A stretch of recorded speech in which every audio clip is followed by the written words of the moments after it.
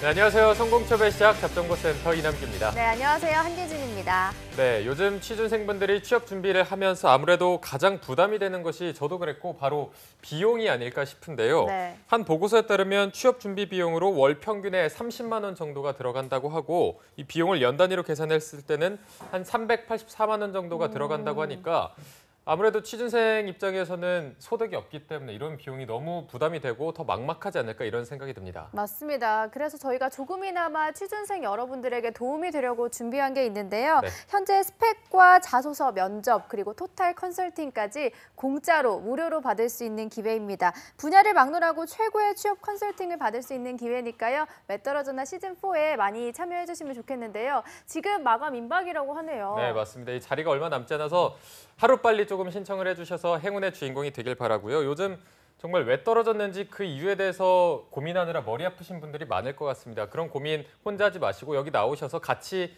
하고 해결을 하면 되니까요. worktv@yna.co.kr로 하루빨리 신청해 주시길 바랍니다. 자, 그러면 금요일마다 찾아오는 잡정보센터 금요 스페셜 지금 출발합니다. 왜 너를 떠나보냈었는지 왜 널 보낸 건지 네, 답답하고 막막한 취업의 길 지원한 기업에서는 탈락 통보만 할 뿐 탈락한 이유에 대해서는 알려주질 않는데요. 네, 아무도 얘기해주지 않아서 이걸까 저걸까 추측만 무성했던 나의 탈락 원인을 밝혀드리고요. 하반기 공채 합격의 길까지 쭉 함께하는 취준생 구제 프로젝트 왜 떨어졌나 시간입니다. 네, 자 오늘은 토탈 파이널 컨설팅 정말 끝장을 보는 날입니다. 이분들이 한 자리에 모인 것을 보니까 어벤져스를 보는 것처럼 정말 든든한 기분이 드는데요. 네. 한 분씩 소개하도록 하겠습니다. 자, 위포트의 홍기찬, 김태성 컨설턴트 그리고 FPS 컨설팅의 한정현 컨설턴트와 함께하겠습니다. 안녕하십니까? 안녕하세요. 네, 안녕하세요. 네, 안녕하세요. 안녕하십니까? 네, 그리고 왜 떨어졌나 시즌4와 함께 인생의 터닝 포인트를 맞게 될 주인공입니다. 네. 김용구 취준생 어서 오세요. 안녕하세요. 네, 안녕하십니까? 자, 이제 용구 학생은 오늘이 마지막으로 좀 컨설팅을 받는 날일 텐데 그동안 3일 동안 컨설팅을 받아왔잖아요. 지금 네. 기분이 좀 어떠세요? 우선 뭐 아쉬운 점이랑 감사한 점이 있는데 아쉬운 점은 4일 동안 받으니까 좀 시간이 충분할 줄 알았는데 네. 좀 시간이 많이 좀 부족하다는 좀 네. 아쉬움이 있었고 고마운 거는 이제 칭찬보다는 저의 단점 이런 거를 요목조목 찝어주시면서 앞으로 어떻게 해야 될지 계획도 세워주셔서 좀 어떻게 앞으로 해야 될지 계획을 좀 잘 세울 수 있었던 계기가 되었던 것 같습니다. 네. 네, 이제 오늘 방송이 끝나면 이제 용구 씨의 목표 도달할 때까지 혼자 걸어가야 할 텐데 오늘 방송 마지막이니까 궁금한 점은 다 해결하고 가셨으면 좋겠습니다. 네, 알겠습니다. 네. 네.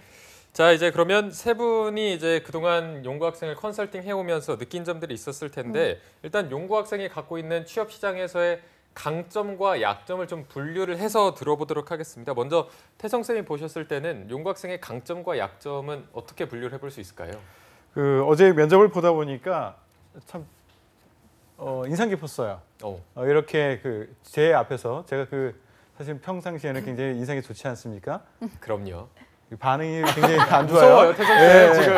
근데 면접을 할 때는 굉장히 제가 전해주는 그 독특한 싸늘함이 있어요. 맞아요. 네, 맞아요. 네. 제가 해주는 그 싸늘함 앞에서도 저렇게 당당하게 본인이 하고 싶은 얘기를 할 수 있을까라는 생각 때문에 굉장히 안정감 있는 답변, 그런 태도 이런 것은 굉장히 강점이다라는 생각을 했는데 본인이 활용할 수 있는 이 소재의 한계가 있다는 게 보여서 좀 아쉽긴 해요. 그게 뭐냐면 학교에서의 생활만 있지요. 네, 맞습니다. 그죠? 나는 엔지니어로 경력을 쌓아나갈 건데 엔지니어로서 어떤 대외적인 어떤 경험, 활동 이런 것들을 해볼 기회가 없었어요. 네.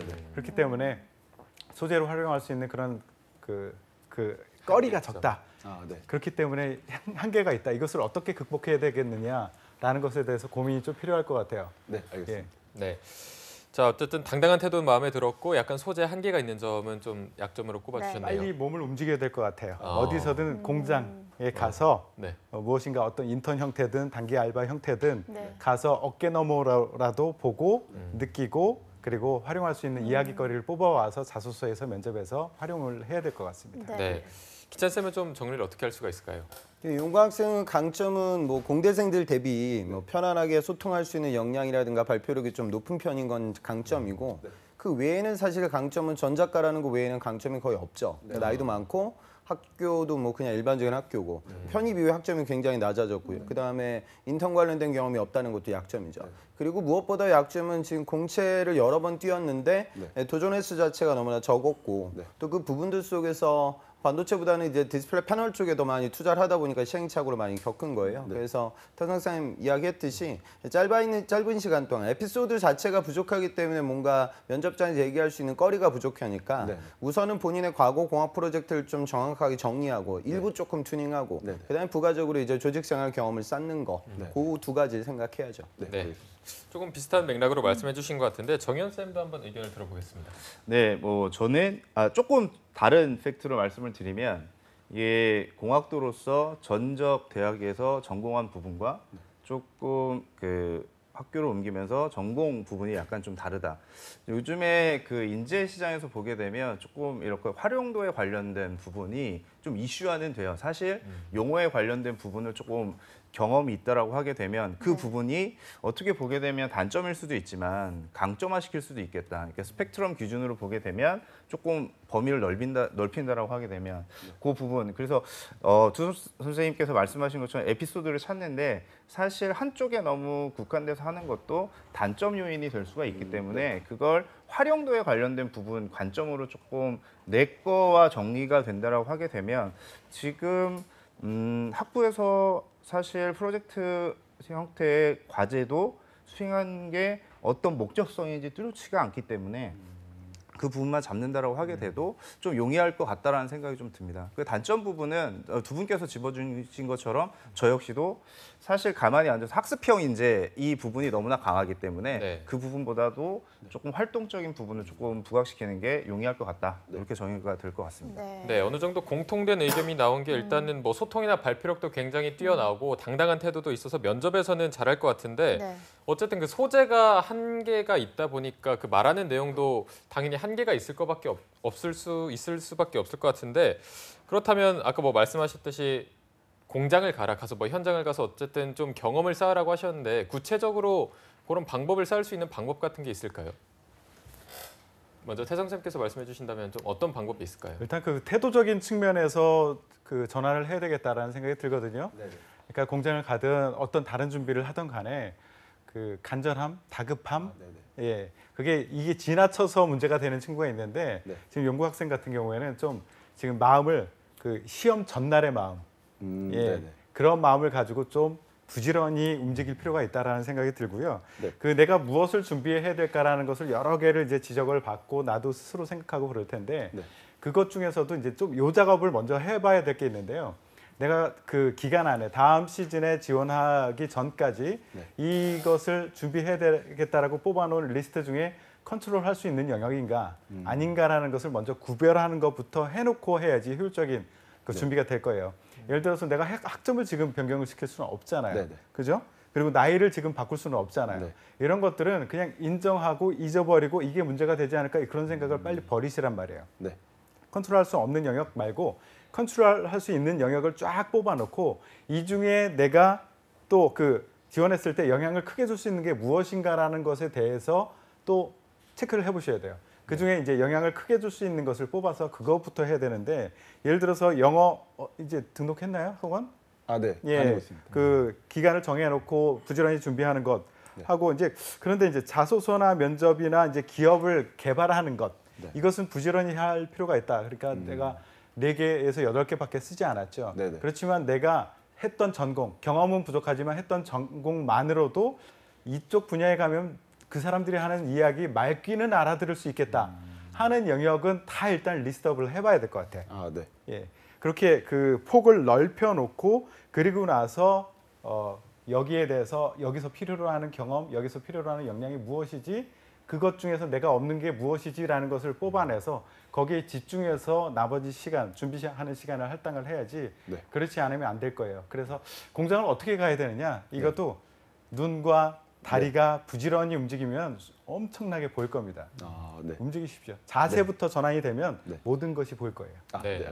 일단 근본적인 자세부터 좀 바꿔야 된다는 점을 지적해 주셨는데 그럼 정현 쌤이 지적해 주신 약점을 좀 구체적으로 보완할 수 있다면 연구 학생이 뭘 해야 될까요? 일단 지금 현재 너무나 그 장황하게 늘어났었던 것들을 조금 말씀하신 것처럼 정리를 해야 되는 그런 어떤 부분은 맞는 것 같고요. 그래서 가장 우선적으로 할 수 있는 그런 어떤 부분이라고 하게 되면 우리가 약간 부족하다라고 느꼈었던 것들을 좀 말씀하신 것처럼 저도 이제 물어봤는데 영어에 관련된 부분 조금 뭐 상승하기 위해서 그 실천적인 부분으로 지금 실행했기 때문에 그거는 일단 진행을 했다라는 그런 어떤 부분이고 사실 약점이라고 하는 그런 어떤 부분 안에서 내가 제가 짚었었던 장점이면서 약점이라고 했었던 부분을 조금 내가 그 전자학교에서 공부했었을 때 조금 잘했었던 부분이 어떤 거였는지를 그 안에서 조금 정리를 한번 해보면 아마도 그 스토리를 정리할 때 조금 더 다양한 것들을 좀 뽑아낼 수 있을 거라는 생각이 조금 들어서 저는 말씀하신 거는 행동하라고 하는 그런 어떤 부분, 자세적인 부분이지만 지금 경험했었던 것들을 사실 조금 더 구체화해보는 것도 조금 그 짧은 시간 안에 내가 바람직한 부분으로 좀 움직일 수 있는 게 아닐까라는 그런 어떤 부분으로 저는 말씀 좀 드릴 수가 있을 것 같습니다. 네. 기찬 쌤한테 좀 제가 궁금한 게 지금 용구 씨가 나이가 좀 있는데요. 인턴이나 좀 대외 활동 이런 거가 우선적으로 필요할 걸까요? 대외 활동은 뭐 지금 할 시간 아니고 인턴 관련된 부분을 좀 확인해 봐야겠죠. 용과 학생 집이 어디죠? 저 지금 낙성대 쪽에 살고 본가. 있어요. 본가는 포항입니다. 홍감 포항이죠. 그러니까 지금 그 뭐 기흥이라든가 구로 지역 단지에서 이제 삼성전자라든가 세트메이커들의 부품 회사에서 일할 수 있는 기회가 있고요. 안 그러면은 본인 고향 거점으로 잡아가지고 또 그쪽에서 일할 수 있는 기회들도 있겠죠. 그러니까 너무 경기지권만 보지 말고 고향 쪽 지역에서 일할 수 있는 기회를 한번 찾아봐요. 그리고 구직활동 할 때도 마찬가지예요. 그리고 용구 학생이 알아야 되는 게 본인은 원래 통신으로 이제 학업을 시작했잖아요. 네네네. 그다음에 전자로 갈아탔죠. 네. 전적대에서는 학점이 어마어마하게 좋고 편입 학점이 낮아졌어요. 네네. 그러니까 일반적으로 본인하고 똑같은 중경외시나 뭐 국승세단 수준에서 전자만 전공했던 친구들 대비 본인이 강점을 어필할 수 있는 부분은 통신을 같이 알고 있는 부분이죠. 네네. 그렇게 따지면 LG 디스플레이 본인의 취업을 하게 되면 그쪽은 통신과는 전혀 무관하죠. 네네. 관련도가 없어요. 네. 근데 LG전자 H나 MC나 VC로 가게 되면 통신의 활용도가 올라가죠. 그러니까 기존에 본인이 지원했던 기업들 중에 내가 통신 관련된 네트워크를 알고 있고 덧대어서 회로도 같이 이해하고 있다라는 부분의 교집합이라는 건 자동차 부품, 스마트카라든가 자율주행 이슈들이 있는 그런 부품 소재 모듈 파트죠. 그리고 더불어 디스플레이보다는 반도체라고 하면 우리가 디램, 낸드 이런 좀 메모리만 생각을 하지만 비메모리 칩들이 있단 말이죠. AP나 통신 칩들이 있어요. 거기다 SoC 이슈가 있고요. 그러면 본인이 거기 어필할 수 있는 거리들이 더 있잖아요. 그러니까 학업 과정의 포트폴리오, 그러니까 방송 보는 분들이 이해하셔야 되는 건 편입을 했던 친구들이 많은데 편입이라고 하면 감춰야 될 편입도 있지만 경우에 따라서는 활용할 수 있는 그런 편입 이력도 있어요.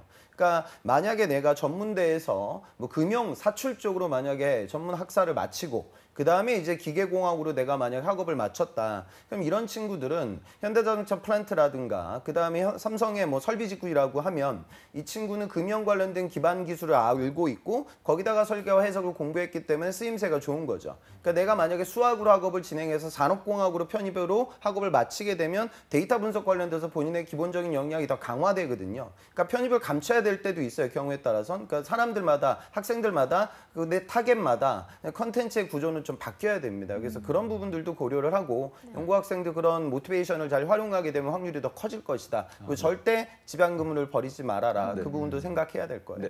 네. 네. 조금 더 폭을 넓게 해주신 것 같은데 사실 용구 씨가 왜 떨어졌나에 나와서 이번 상반기 8곳을 지원했다고 했나요? 네. 그리고 작년 하반기가 네 곳, 4곳이었죠. 뭐 굉장히 적게 지원을 네. 말도 안 되게 적게 지원해서 네. 혼난 기억이 나는데 하반기 때는 좀 어떤 쪽으로 지원할지 정리가 된 편인가요 지금? 네, 우선 저도 이제 정리를 해봤었는데 우선 분야는 똑같이 반도체, 디스플레이, 자동차로 지원을 할 예정이고 네. 뭐 직무 같은 경우에는 뭐 연구개발이나 공정, 뭐 생산관리, 네트워크나 IT 쪽으로 생각을 하고 있는데 뭐 기업으로 말씀을 드리자고 하면 뭐 삼성, LG, SK, 현대, 그다음에 장비업체, 뭐 반도체 장비업체나 디스플레이 장비업체, 그다음에 자동차는 이제 부품업체 쪽으로까지 해서 이번에 좀 다양하게 좀 지원을 해볼 생각입니다. 네. 그럼 먼저 기찬 쌤한테 이 지원 전략이 좀 어떤지도 여쭤볼게요. 그거보다 더 적극적으로 해야 될 거예요. 용구 학생 나이가 지금 30살이에요. 네. 그러니까 무슨 소리냐면 이게 무슨 소린가 하겠지만 예를 들어 뭐 주류업계라고 우리가 생각해 봅시다. 그럼 오비맥주가 있어요. 오비맥주는 AB 인베브 산하이고 글로벌 기업이죠. 네. 거기도 초봉이 뭐 4천 정도 되니까 웬간한 LG 계열사고 후진대보다 더 좋아요. 네. 근데 거기서도 뭔가 생산관리직을 뽑을 거고 거기서도 회로적인 부분들을 활용해가지고 공정 개선 활동을 한단 말이죠. 네. 그리고 인삼공사는 여러분 공기업 아니에요. 민영화됐고 요즘 업의 성장세가 정말로 무서워요. 그러니까 그런 파트에서도 공정 파트에서 공대생을 뽑아요.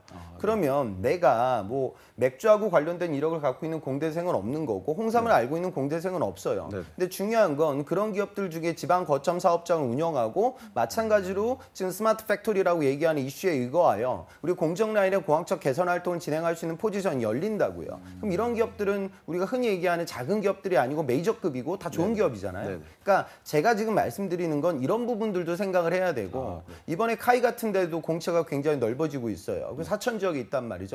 그 대한민국에서 앞으로 산업 발전이 가장 거세게 이루어질 기업이에요. 근데 그런데 연구 학생이 지금 지원하고 있지 않다. 이 부분이 문제죠. 그러니까 스펙트럼은 이 정도까지 넓힐 수도 있기 때문에 저는 뭐 연구 학생이 이력이라든가 지금 준비 과정을 많이 거쳤고 삼성 면접에서 안 됐는데 정말 뭐 말도 안 되는 중소기업에 가라고 제가 추천하는 건 아니에요. 근데 제가 지금 말씀드리는 건 다 메이저급이기 때문에 스펙트럼은 지금보다 더 과감하게 넓혔으면 좋겠습니다. 네, 알겠습니다. 네, 어쨌든 더 넓게 봐야 된다 이렇게 말씀해 주셨고요. 태성 쌤은 어떤 의견이신가요? 연구학생 뭐 그새 그 자세가 전환이 된 것 같아요. 그러니까 굉장히 확장해서 해보려고 하는 시도, 네. 그 노력은 좋다라고 평가를 해드리고요. 그러니까 말했듯이 기업이라는 측면에서는 종적인 확대, 그러니까 대기업만 바라보고 우리가 익히 알고 있는 네. 거기만 바라보고 있었던 것 같았는데 그것을 조금 넓혀서 종적으로 확대를 했다. 네. 그런 시도를 하는 거 바람직하다라고 보고요. 또 횡적인 확대도 하고 있다. 그러니까 그 전에 디스플레이에만 집중해서 네, 하고 네. 있었는데 내가 전공했던 것을 가지고 활용할 수 있는 그 영역을 굉장히 폭넓게 가지고 가고 있다. 그러려고 노력하고 있다라는 것에 대해서 잘하고 있다. 그렇게 계속해라. 조금 더 노력해라라는 말씀을 드리고요. 또 하나는 이거는 그렇게 해봤는데도 내가 지원할 것이 그닥 많이 나오지 않는다. 네. 많이 나오긴 할 겁니다. 네네. 그런데 충분히 많이 나오지 않는다. 내가 더 쓸 여력이 있다라고 할 경우에는 제가 어제 면접을 보면서 연구학생의 다른 강점을 봤거든요. 실제 제가 이제 기업 생활을 하면서 네. 저런 친구들이 그 기술 영업 쪽으로 하면 굉장히 잘하는 친구들을 굉장히 많이 봤어요. 성과 잘 내고. 근데 이거부터 노리라는 건 아니고 일단 본인이 지원했던 그 영역에 집중하되 네. 할 만큼 했는데도 여력이 있다라고 할 경우에는 제가 보기에는 입사 후에 성장할 수 있는 가능성 기술 영업 쪽에서도 저는 보였어요. 면접을 하면서. 그러니까 차순위로 그런 네. 것까지도 같이 염두에 봐도 괜찮겠다라는 말씀을 드립니다. 네. 네. 알겠습니다. 마지막으로 정현 쌤한테도 들어보도록 하겠습니다. 두 분이서 다 말씀을 해주셨는데 저도 이제 조금 덧대어서 말씀을 드리면 네. 내가 입사를 하는 데 있어서 어떠한 영향을 그 기업에 주겠다라고 하는 종국의 목표가 좀 뚜렷했으면 좋겠다라고 하는 부분을 말씀을 좀 드리고 그 부분만 조금 디테일하게 준비가 된다라고 하게 되면 앞에 두 선생님께서 말씀하신 것처럼 그러한 디테일이 가미가 된다라고 하게 되면 사실 현장에 가서 어떠한 모습으로 내가 준비가 그 전부터 되어 있다라고 하는 게 그냥 확인을 하는 과정이다라고 보시면 되고요. 사실 또 그 KT나 또 지원하려고 했었던 그런 어떤 기업들이 최근에 중간에 블록체인이라든지 이런 어떤 기술을 활용을 해서 전력 중개 사업이라든지 이런 것들을 좀 뛰어들고 있어요.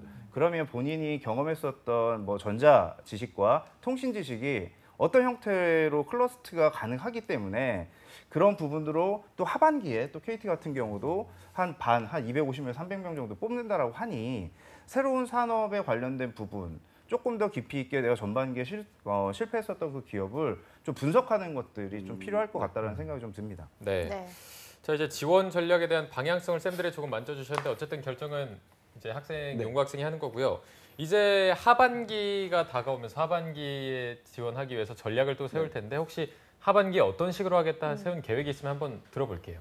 네, 우선 그 스펙적인 부분은 토스를 다시 만들어야 되는 부분이 있고 네. 네. 그다음에 선생님께서 말씀하셨던 인턴이나 이런 견학 이제 그리고 이제 현장 실습 같은 것을 지금 알아보고 있는 상황이고 네. 그다음에 앞으로의 계획이라고 하면은 지금도 지금 공채 올라오고 있는 것은 조금씩 지원을 하고 있는 상태입니다. 그리고 뭐 자소서도 미리 작성을 해서 이제 다양하게 지원할 수 있게끔 하고 그다음에 제가 아무래도 PT가 문제가 많이 됐었다고 생각을 하기 때문에 그 제가 지원하는 분야의 그 전공 분야도 좀 공부를 다시 해볼 생각입니다. 네. 부족함이 없어 보이긴 하는데요.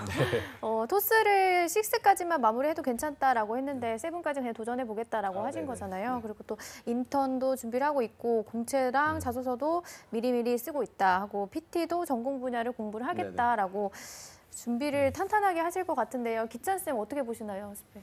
그 이번에 삼성 PT 면접에서 연구학생 좀 못했다고 했죠? 네네네. 문제는 뭘로 나왔어요? 그 당시 어떤 장르로요? 우선 키워드가 이제 처음에는 디스플레이에 관련된 거였고 2번은 제가 전혀 아예 모르는 키워드였습니다. 그리고 3번이 뭐 인터페이스랑 뭐 주파수 이런 쪽으로 통신 쪽으로 나왔었는데 그 소문제들이 이제 1, 2번은 좀 식을 알아서 제가 대입을 해서 값을 도출하는 그런 문제가 있었는데 제가 전혀 식을 몰랐기 때문에 아예 도출을 하지 못했었고 이제 3번은 그 문제를 어떻게 해결할 것이냐 이런 해결 방안이었는데 그것도 제가 뭐 그 관련된 식이나 이런 것들이 전혀 모르기 때문에 해결책을 도출을 못했었는데 제가 면접장 들어가서 이제 제가 준비한 걸 그 양해를 구하고 해도 되겠습니까 하고 여쭤보니까 그럼 준비 시간 동안 자기가 한 거만 했냐 그 주어진 문제는 안 했냐 이런 식으로 말씀을 하셨고 그렇게 하다 보니까 뭐 주어진 문제도 제대로 못하고 그다음에 제가 준비해간 것도 공격을 많이 받으면서 방어를 해야 되는데 방어를 못하는 상태에서 계속 질문만 받았던 게 그러니까 추측컨대 아마 연구학생이 임원 면접장에서 최하 점수를 받아가지고 탈락했을 가능성은 제가 보기엔 없을 것 같아요. 아마 PT 면접장 가서 그런 그 피드백을 누군가 했을 것 같아요. 네네. 그러니까 주어진 문제가 지금 나왔던 수준이 이번 시즌 같은 경우에는 뭐 삼성전자도 마찬가지고 디플도 마찬가지고 PT가 예전 대비 그렇게 어렵게 나오지 네네네. 않았거든요. 근데 그런 난이도가 그다지 높지 않은 문제로 출제가 됐는데 네. 본인이 거기에 접근 아예 못한 수준이고 네네. 또 그러다 보니까 본인의 과거 뭐 편입이라든가 그다음에 전공 관련돼서 학점이 낮아진 부분들이 아마 도드라졌을 거예요. 그러니까 그런 부분들에 대한 강점을 지금 만들어야 되기 때문에 전공 공부를 하되 네네. 또 거기에 또 너무 많은 포커스를 맞춘 나머지 인적성이나 다른 부분들이 무너져서는 안 되니까 그 기준점을 좀 잡도록 하고요. 네. 그다음에 이번에 아마 그때도 제가 첫날 얘기를 했지만 본인이 인턴이라든가 뭐 이렇게 저 추가적인 에피소드를 어디로 잡느냐에 따라서 DS로 틀어야 될 수도 있을 거예요. 네네. 그러면 DS로 만약에 틀게 되면 반도체 공정 교육 같은 것들 좀 활용해서 본인이 또 8대 제조 공정에 대해서 정확하게 파악을 하고 네. 또 다시 또 면접장에 가는 모습. 그리고 제가 보기에는 지금 LG도 그렇고 SK도 마찬가지고 점점점 이제 적성 파트에서 이공계들한테는 공학 관련된 실력 자체를 물어보는 문제가 많이 출제가 될 거고요. 면접장에서도 그런 전공 관련된 전문성을 더 많이 확인을 해요. 그래서 여러분들이 뭐 기사 자격증을 공부, 그 자격증을 따고 안 따고 그게 중요한 것이 아니라 거기 나와 있는 용어와 개념에 대한 정리, 그리고 내가 우리 과를 나왔으면 반드시 알아야 할 공학적 개념에 대한 이해, 이 부분은 좀 차근차근 다들 좀 여름방학 동안 대비를 해야 될 것 같습니다. 네. 정현 쌤께서는 들으셨을 때 연구 학생의 하반기 계획이 좀 어떤 편인가요? 지금 뭐 연구 학생이 이 한 3일 정도 같이 하면서 굉장히 많은 부분을 좀 느끼고 자기가 본인 스스로 좀 탈피를 해야 되겠다라고 하는 그런 의지가 좀 강하다는 네네. 부분을 좀 저도 느꼈고요. 그 본인이 세운 그 기준 안에서 일단 우선순위에 관련된 부분을 조금 디테일하게 좀 나눴으면 좋겠어요. 사실 지금 좋은 말씀들을 굉장히 많이 해줬고 그 이야기대로 다 따라간다라고 하게 되면 굉장히 내 나름대로 그 시간이 버거울 수도 있다라는 생각이 좀 들기 때문에 내가 생각한 그 기준 안에서 명확히 그 최우선순위에 관련된 부분, 그러니까 우선순위 기준으로 좀 그루핑을 조금 하는 시간을 뭐 길게는 아니지만 한 이번 주 주말 안에 좀 잡아가지고 그 계획을 조금 구체적으로 실천을 하는 게 조금 더 중요하다. 그리고 자기소개서에 관련된 부분 잠깐 조금 덧대서 말씀을 드리면 사실 내 이야기에 관련된 진정성을 조금 더 담았으면 좋겠다라고 하는 게 있어요. 그 진정성이라고 하는 게 사실 페이퍼 그 하나만 가지고 그 나중에 면접 때도 활용이 되기 때문에 그 부분만 좀 명확히 정리가 된다라고 하게 되면 사실 하반기에는 조금 좋은 결과가 있을 것 같다는 생각이 좀 듭니다. 네. 자, 일단 구체적인 우선순위를 더 정하는 게 좋겠다 이렇게 말씀하셨는데 태성 쌤이 좀 정리를 해주실까요? 총평을 해주신다면 어떻게 할 수 있을까요? 뭐 많은 것을 느끼고 움직이려고 하는 시도 뭐 좋습니다. 네. 근데 제가 조금 더 조언을 드리고자 하면 아까 제가 시험 전날 얘기했죠. 네네. 시험 네. 전날 벼락치기 네네. 하는 그 자세로 했으면 좋겠다는 생각이 들어요. 너무 느긋하게 하지 말고 네네. 해야 될 일이 굉장히 많다는 걸 이제 네네. 알았죠. 네네. 그럼 그것을 어떻게 할 것인가라는 것을 타임테이블을 잘 만들어 놓고 굉장히 빠듯하게 부지런히 움직여줘야 된다. 그리고 예를 들어서 토스 지금 준비를 한다고 했는데 네네. 목표를 이렇게 세워야 돼요. 뭐 레벨 7을 목표로 한다 이렇게 하지 말고 네. 뭐 2주면 2주 여기까지 하고 거기까지 나온 것으로 끝낸다. 아, 네네네. 이렇게 잡고 하지 않으면 쭉쭉 늘어날 수도 있어요. 네. 그렇기 때문에 토스도 그렇게 하고 그 인적성에 대해서 좀 아까 대기실에서 아, 보니까 굉장히 궁금해하고 네. 두려워하는 것 같아요. 네. 그 두려움을 없앨 수 있는 방법 하나. 네. 기본적으로 그 공학 공부를 했기 때문에 웬만한 것은 할 수 있다라고 봐요. 그런데 점수가 잘 안 나오는 이유 중에 하나는 내가 똑똑하지 않아서도 있을지 네, 모르지만 익숙하지 않아서 점수가 안 나올 수도 있거든요. 네. 그렇기 때문에 그동안은 삼성 거만 가지고 공부를 했던 것 같은데 네. 삼성 거뿐만 아니라 다른 회사의 인적성이 어떻게 나는지 특히 적성이 어떻게 네. 나는지도 내가 문제에 익숙해지면서 올릴 수 있는 점수의 그 폭도 있거든요. 네. 그렇기 때문에 그거를 하기 위해서 당장 요 앞에 큰 서점 있죠? 거기 네. 가서 책을 한번 보세요. 사기 싫으면 서서라도 보세요. 그러고 나서 방향을 잡는 것이 좋을 것 같고 네. 또 하나는 이제 본격적으로 하반기 채용이 진행되면 바쁠 거예요. 정신 없을 네. 거예요. 그렇기 때문에 지금 뭐 내가 사용할 수 있는 소재도 그렇게 다양하지 않기 때문에 네. 오히려 그걸 잘 활용할 수도 있을 것 같거든요. 네. 기업들 대부분 보면 요구하는 그런 그 이 직무, 이 산업군 이 직무에서 필요로 하는 직무 역량 또는 어떤 그 인재상 중의 일부분 이런 것들이 있다고요. 이것을 내가 표현할 수 있는 그런 것들 경험이 무엇일까라는 것을 생각해낼 수 있거든요. 네. 그러면 공통적으로 요구되는 그런 역량을 보여줄 수 있는 것 그것을 자소서로 어떻게 어떤 경험을 끌어서 어떻게 작성을 할까라는 것을 네. 그 모듈이 될 수 있는 거 여러 군데서 사용이 가능할 수 있는 거 공통적으로 나오는 거 있죠. 네네. 그것을 뽑아가지고 자소서 어떤 모듈을 부품 같은 거를 만들어 놓는 거예요. 네. 그래서 본격적으로 공고가 막 뜨기 시작할 때는 공통으로 사용할 수 있는 건 집어넣는 네. 거죠. 그리고 공통으로 사용할 수 없는 일부분만 내가 추가적으로 작성을 한다면 그때에 대해서 훨씬 더 많은 자소서, 지원서를 작성할 수 있을 것 같아요. 지금 준비하셔야 돼요. 네. 네. 네. 자, 자소서에 대한 부분도 짚어주셨는데 아까 연구 학생이 하반기 계획을 말할 때 뭐 자소서도 좀 미리 네네. 써놓고 작성을 해놓고 있다 이렇게 말했거든요. 이번에 좀 쓰면서 네네. 쌤들이 했던 의견을 좀 반영하면서 써봤나요? 어떤 점이 좀 많이 고쳐지고 반영이 되던가요? 우선 제가 이번에 깨달았던 것은 이제 제가 프로젝트 활동이나 이런 게 다양하지 않고 뭐 IoT 하나뿐인데 네. 그 IoT 프로젝트마저도 이제 협업이 느껴지지 않거나 아니면 기술적인 측면이 없이 그냥 핵심이 빠진 그냥 뭐 했다 이런 식으로만 내용인 것 같아서 그 부분을 좀 이제 추가를 해서 작성을 해야겠다라는 것을 느꼈고 그다음에 제가 자소서를 보면 항상 뭐 편입이라든지 학교에서 1등을 했다든지 이런 것들을 소재가 없으니까 계속 써왔었는데 지금 위에서 아까 말한 이제 뭐 인턴이나 현장 실습 같은 거를 해서 좀 편입이나 1등은 좀 지양하고 제가 썼던 역량을 잘 발휘할 수 있도록 노력을 해야 될 것 같습니다. 네. 네. 아무래도 용구 씨가 편입을 준비하느라고 공백기도 좀 길고요. 인턴 경험도 없다 보니까 자소서를 전략을 좀 잘 짜야 할 것 같은데요. 네. 이 부분 정현 쌤한테 먼저 좀 들어보도록 하겠습니다. 자기소개서 쓸 때 가장 제가 가장 많이 강조하는 건 뭐냐면 산업에 관련된 부분 환경을 조금 읽었으면 좋겠다라는 거예요. 그 환경을 읽게 되면 사실 내가 쓸 수 있는 에피소드 거리들이 굉장히 많아져요. 그 사실 삼성 같은 경우는 최근에 뭐 인재 관련된 영입을 뭐 많이 한다 이런 어떤 부분이 나오는데 그러면 어느 부분으로 인재 영입을 많이 하냐? AI나 뭐 이런 쪽이다. 아니면 그러한 부분이 왜 일어날까? 그러면 삼성 디스플레이 같은 경우도 관련된 산업화와 연결된 것들이 가지치기처럼 쭉 나오기 때문에 그러한 부분들을 그냥 단순히 놓치지 말고 네. 하반기 역시 상반기에 왔었던 데이터가 하반기에 반영이 되거든요. 네네.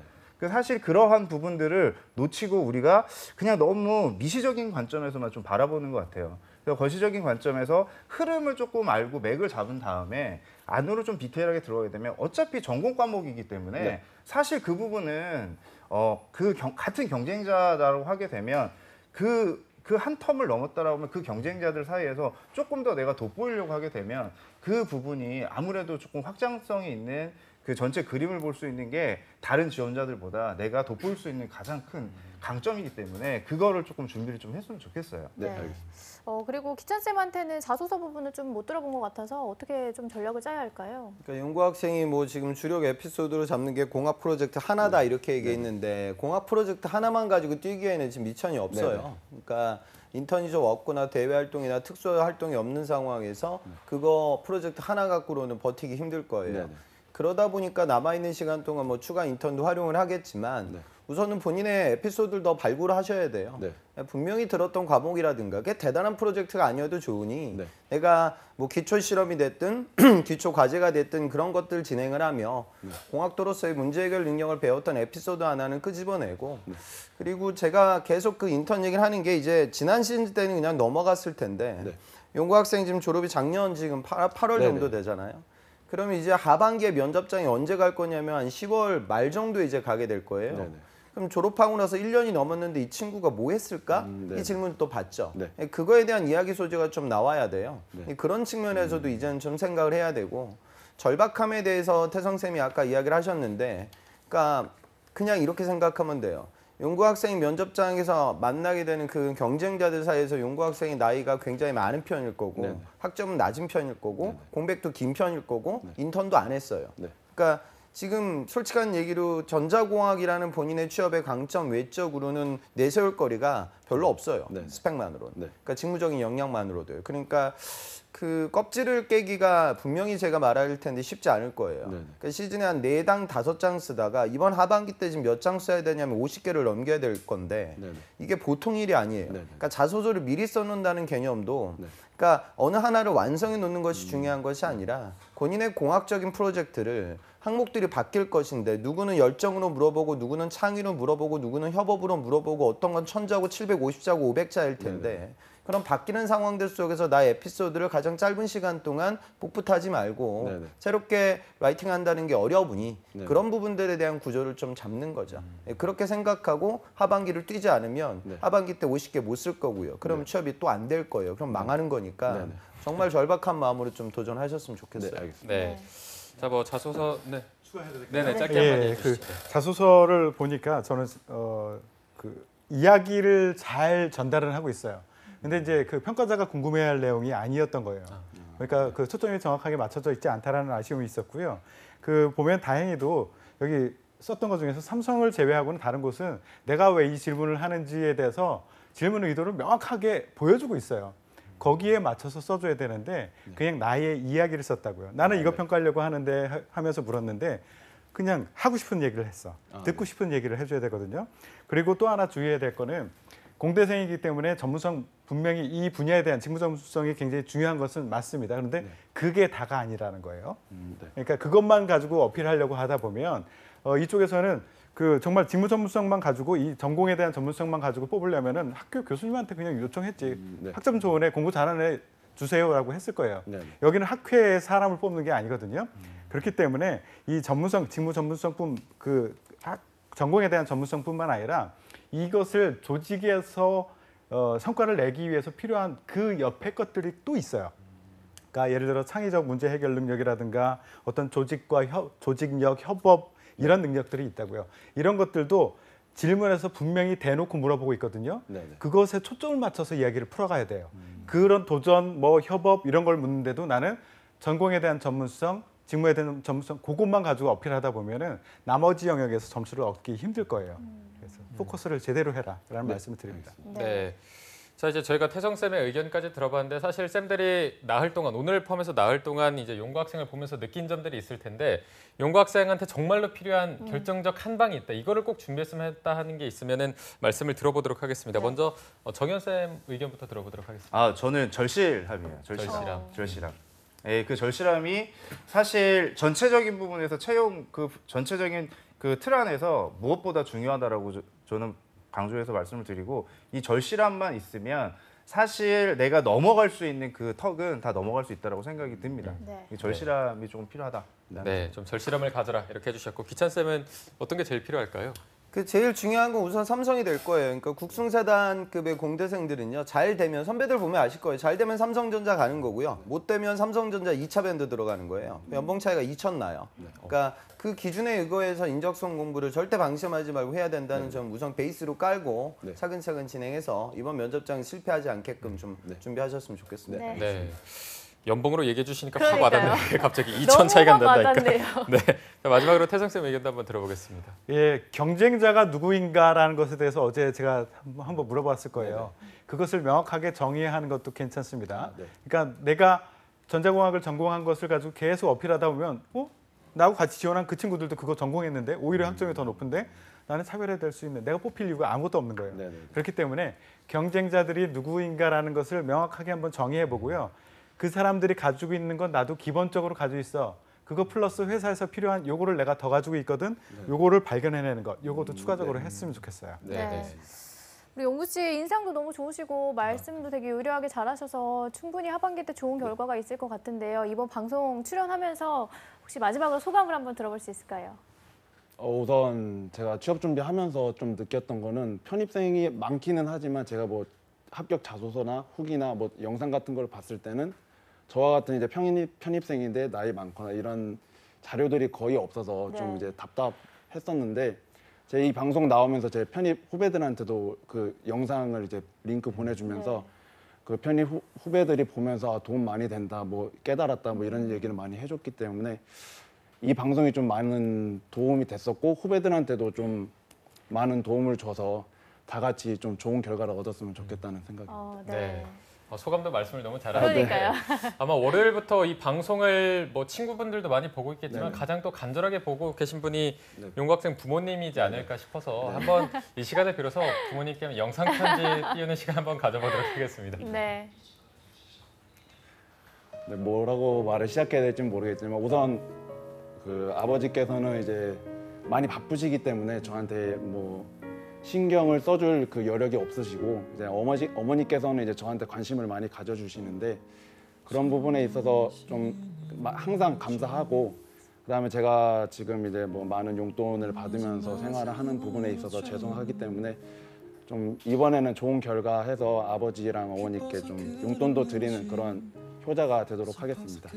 감사합니다. 네, 그렇습니다. 이제 꼭 한번 용돈도 주셨으면 좋겠습니다. 네. 감사드리고요. 정말 이번 하반기 때 좋은 결과가 있었으면 저희 제작진 모두가 진심으로 바라겠고요. 오늘 다시 한번 방송 출연해 주셔서 감사하다는 말씀을 드리겠습니다. 자, 그리고 오늘 도움 말씀 주신 홍기찬, 한정현 그리고 김태성 컨설턴트님 모두 고맙습니다. 고맙습니다. 네, 잡정보센터 1부에서 준비한 소식은 여기까지고요. 잠시 후 2부에서는요. 신세미 캐스터와 함께하는 일자리 방방곡곡이 준비되어 있고요. 네, 영화 속의 다양한 직업의 세계를 만나보는 시간, 영화 직업을 만나다도 준비되어 있습니다. 네, 어디 가지 마시고요. 채널 고정.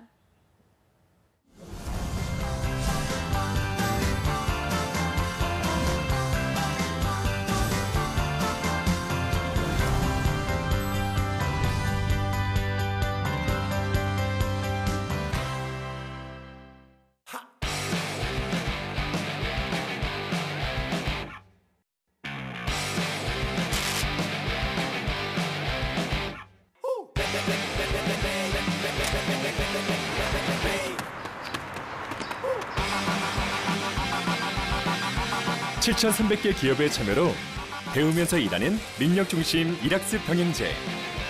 일학습 병행제로 꿈을 향해 달리고, 일학습 병행제로 직무 능력을 배우고. 스펙보다 능력으로 인정받는 대한민국. 능력 중심 사회는 일학습 병행제로부터. 슬플 거라 생각 말아요. 그런 사연 없어요. 불편할 거라 생각 말아요. 그런 사연 없어요. 다양한 가족의 모습을 존중할 때 행복이 더해집니다. 오늘도 행복해요.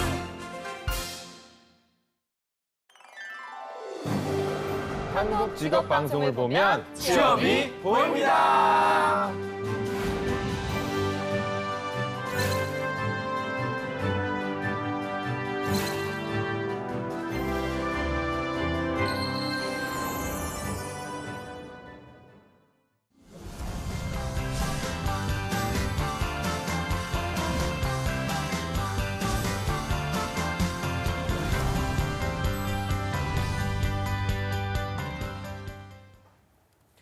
네, 잡정보센터 2부의 문을 활짝 열어봤습니다. 2부에는요, 일자리 방방곡곡이 준비되어 있고요. 네, 영화 직업을 만나다도 준비되어 있습니다. 먼저 일자리 방방곡곡부터 바로 만나보시죠.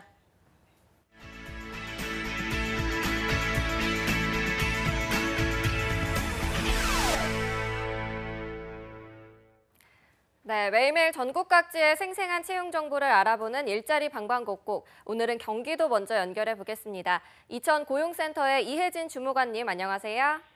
네, 안녕하세요. 이천고용복지플러스센터 이혜진입니다. 네, 주무관님 오늘 준비한 소식 알려주시죠. 이번 주 소개해드릴 사업장은 이천시 부바릅 중부대로에 위치한 의료장비 제조업체 주식회사 세창산업입니다. 이번에 의료기기 출하 검사, 고객사 관리 등의 업무를 담당할 경력직 품질관리사무원 2명을 모집합니다. 학력은 고졸 이상이고 경력은 최소 5년 이상 있어야 합니다. 워드 및 엑셀 등 컴퓨터 활용이 능숙한 자와 의료기기 및 초음파 장비 품질관리 경력자를 우대합니다. 주 5일 근무로 근무 시간은 오전 8시부터 오후 5시까지입니다. 급여는 월급 220만 원 이상이며 면접 후 조정 가능하다고 합니다. 접수 마감은 채용 시까지로 이력서를 팩스 또는 이메일로 접수한다고 하니 자세한 사항은 워크넷 채용 정보를 확인하시기 바랍니다. 네, 5년 이상 경력의 품질관리 사무원 2명을 모집하고 있습니다. 지원 자격과 우대사항 잘 체크하셔서 지원하시기 바랍니다. 주무관님 바로 다음 소식도 알려주시죠. 다음 소개해드릴 곳은 이천시 마장면 둔터로에 위치한 조미김 제조업체 주식회사 SG푸드입니다. 이번에 마케팅 및 영업관리 업무를 담당할 영업지원 사무원 1명을 모집합니다. 학력은 고졸 이상이나 경력은 최소 3년 이상 있어야 합니다. 주 5일 근무로 근무 시간은 오전 8시 30분부터 오후 5시 30분까지입니다. 급여는 연봉 3,200만 원 이상입니다. 문서 작성 및 프리젠테이션 등 컴퓨터 활용이 능숙하고 중국어 사용이 가능한 인근 거주자를 우대한다고 합니다. 접수 마감은 채용 시까지로 이력서와 자기소개서를 담당자 이메일로 접수한다고 하니 자세한 사항은 워크넷 채용 정보를 확인하시기 바랍니다. 네, 3년 이상 경력의 영업사무원을 채용하고 있습니다. 관심 있는 구직자 여러분들의 많은 지원 바랍니다. 주무관님 오늘 소식 고맙습니다. 고맙습니다. 네, 다음은 인천으로 가보겠습니다. 인천고용센터의 우정민 주무관님 안녕하세요. 네, 안녕하세요. 인천고용센터 우정민입니다. 네, 주무관님 오늘 준비한 소식 알려주시죠. 이번 주 소개해드릴 구인사업장은 원양화학 주식회사입니다. 원양화학 주식회사는 경기도 부천시에 소재한 플라스틱 제품 제조업체로 배송, 납품, 운전원 1명을 구인합니다. 학력은 고졸 이상, 경력은 1년 이상자를 희망하며 오전 8시 30분부터 오후 7시까지 주 5일 근무합니다. 원양화학 주식회사는 현대자동차 SQ 업체로 자동차 부품에 다양한 플라스틱 사출을 제조하고 있는 업체입니다. 급여는 월급 200만 원 수준입니다. 입사를 희망하시는 분은 인천고용복지플러스센터 취업지원과로 문의해 주시기 바랍니다. 네, 배송 및 납품 운전원 1명을 구인하고 있습니다. 관심 있는 구직자 여러분들의 많은 지원 바랍니다. 주무관님 바로 다음 소식도 알려주시죠. 네, 다음으로 소개해드릴 구인사업장은 주식회사 효진기공입니다. 주식회사 효진기공은 인천시 서구에 소재한 특수목적용 기계 제조업체로 기계, 금속 제도사 2명을 구인합니다. 고졸 이상의 학력자로 경력 5년 이상인 구직자를 구인하며 오전 8시 30분부터 오후 6시까지 주 5일 근무합니다. 사업 내용은 이화학기계, 산업용 믹서기 제도 등이며 급여는 연봉 3천만 원 수준입니다. 입사를 희망하시는 분은 인천고용복지플러스센터 취업지원과로 문의해 주시기 바랍니다. 네, 기계 및 금속 제도사 2명을 채용할 예정이라고 합니다. 관련 구직자 여러분들의 많은 지원 바랍니다. 주무관님 오늘 소식 고맙습니다. 네, 감사합니다. 네, 지금까지 일자리 방방곡곡 경기와 인천 지역의 채용 정보 알아봤습니다.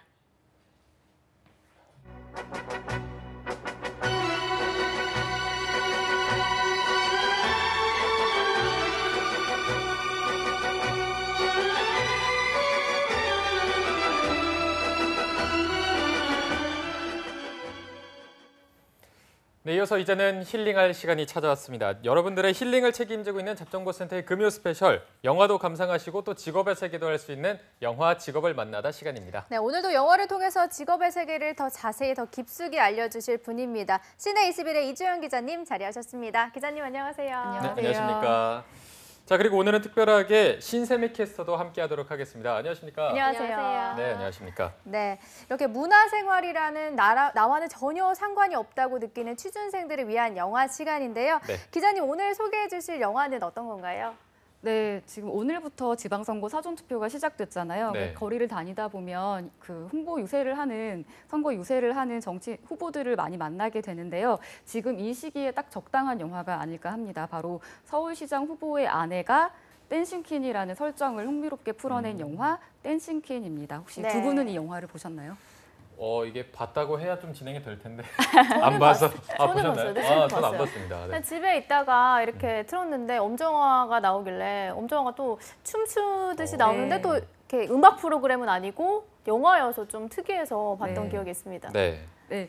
그 말씀하신 것처럼 배우 엄정화가 댄스 그룹의 멤버로 데뷔할 기회를 없는 그 엄정화 역할로 출연을 하고요. 네. 배우 황정민이 어쩌다 서울시장 후보로 공천을 받아서 정치에 입문하는 인권 변호사 황정민으로 출연하는 영화입니다. 네.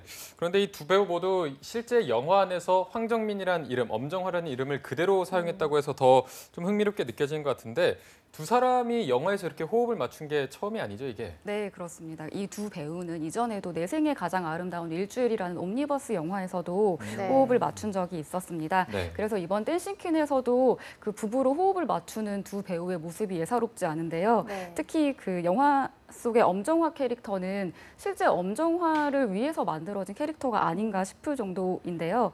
그 엄정화 씨가 무대 위에서는 굉장히 화려한 퍼포먼스를 보여주는 댄싱퀸이고 연기할 때는 그런 화려한 메이크업이라든지 화려한 이미지를 싹 지워버리곤 하는데요. 그렇게 배우로 가수로 이중의 모습을 보여주는 그 실제 엄정화처럼 영화 댄싱퀸의 엄정화 캐릭터도 가정주부와 댄스 그룹의 멤버로 이중 생활을 합니다. 그리고 그 엄정화의 이중 생활이 영화의 코미디와 감동에 일조를 합니다. 네, 저도 이 영화를 굉장히 재밌게 봤는데요. 기자님이 영화 설명을 들으니까 다시 한번 보고 싶다는 생각이 듭니다. 신세미 캐스터가 영화 내용을 조금 더 자세히 설명해 주실 텐데요. 좀 재밌게 부탁드릴게요. 알겠습니다. 네, 초등학교 동창이었던 엄정화와 황정민은 대학생이 돼서 우연히 다시 만나서 결혼까지 하게 되는데요. 초등학교 당시 꿈이 대통령이었던 정민은 실전 8기로 사법고시에 합격해 변호사가 됐고 신촌 마돈나로 신촌의 클럽을 주름잡았던 정화는 정민과 결혼한 뒤 문화센터의 에어로빅 강사로 또 가정주부로 살아가게 됩니다. 그러던 정화는 동네 절친 명예의 설득으로 오디션 프로그램 슈퍼스타 K에 나가게 되고 여성 댄스 그룹 데뷔를 준비 중인 대박기획 실장님에게 댄싱 퀸즈의 멤버가 될 것을 제안받게 됩니다. 그렇게 정화가 남편 몰래 연습생 신분으로 살아가던 때 정민은 자신의 의도와는 무관하게 인권 변호사가 돼서 조금씩 유명해지고 또 서울시장 후보 제의까지 받게 되는데요. 그리고 정화의 이중생활은 머지않아 들통이 나게 됩니다. 최근에 개봉한 영화는 아니지만 제가 다 설명하게 되면 재미가 없을 것 같아서 이 영화도 역시 여기까지만 설명하도록 하겠습니다. 네. 이게 항상 재밌는 부분을 말할 때 끊어버리는 것 같아서 더 좀 흥미가 가는데 네. 이주연 기자님이 직접 뽑은 명장면을 함께 보면서 더 이야기를 좀 나눠보도록 하겠습니다. 네, 제가 첫 번째 꼽은 장면은 정화와 정화의 친구 명예가 용감하게 슈퍼스타 K 오디션에 도전하는 장면입니다. 네. 10년을 함께 살아온 남편은 정화한테 네가 아직도 신촌 마돈나인 줄 아냐고 타박을 하지만 정화의 가슴속엔 아직도 가수의 꿈이 꿈틀대고 있거든요. 친구 명예는 마돈나도 50대가 넘었지만 여전히 섹시 가수다. 나이가 뭔 상관이냐. 이써야 본전이라고 정화를 설득합니다. 그렇게 두 사람은 오디션장에서 열심히 김완선의 리듬 속의 그 춤을 부르는데요. 심사위원들은 이들의 가상한 용기에 박수를 보내면서도 현실의 벽을 상기시켜줍니다. 네.